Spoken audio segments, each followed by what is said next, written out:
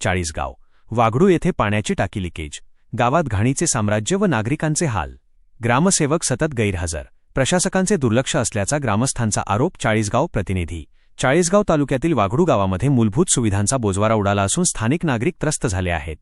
गावात पाण्याची मुख्य टाकी गेल्या अनेक दिवसांपासून लिकेज असल्याने पाण्याचा मोठ्या प्रमाणावर अपव्यय होत आहे, तर दुसरीकडे गावात ठिकठिकाणी साचलेल्या सांडपाण्यामुळे आणि कचऱ्यामुळे घाणीचे साम्राज्य निर्माण झाले आहे.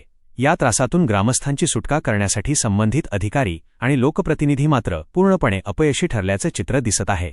पाण्याची गळती अन आरोग्य धोक्यात. गावातील पिण्याच्या पाण्याची मुख्य टाकी लिकेज झाल्याने रोज हजारो लिटर पाणी वाया जात आहे. या लिकेज झालेल्या पाण्यामुळे परिसरामध्ये डबके साचले असून चिखल झाला आहे. यामुळे डासांची पैदास वाढली असून गावात साथीचे आजार पसरण्याची भीती व्यक्त केली जात आहे. एकीकडे पाणीटंचाईच्या गप्पा मारल्या जात असताना दुसरीकडे प्रशासकीय दुर्लक्षामुळे पिण्याच्या पाण्याचा असा अपव्यय होत असल्याबद्दल ग्रामस्थांमधून तीव्र संताप व्यक्त होत आहे. ग्रामसेवक सतत गैरहजर. कारभार वाऱ्यावर. सध्या ग्रामपंचायतीवर प्रशासक कार्यरत असूनही परिस्थिती दिवसेंदिवस बिघडत चालली आहे. ग्रामसेवक गावात नियमित हजर राहत नसल्याची तक्रार नागरिकांकडून केली जात आहे.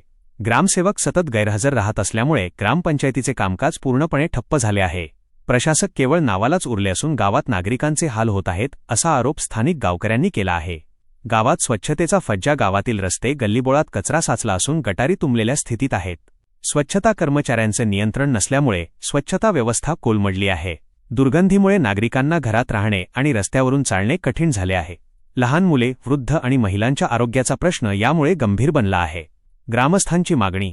पाण्याची लिकेज टाकी तातडीने दुरुस्त करण्यात यावी. गावात नियमित स्वच्छता अभियान राबवले जावे आणि कर्तव्य दक्ष नसलेल्या तसेच सतत गैरहजर राहणाऱ्या ग्रामसेवकावर वरिष्ठ अधिकाऱ्यांनी कठोर प्रशासकीय कारवाई करावी.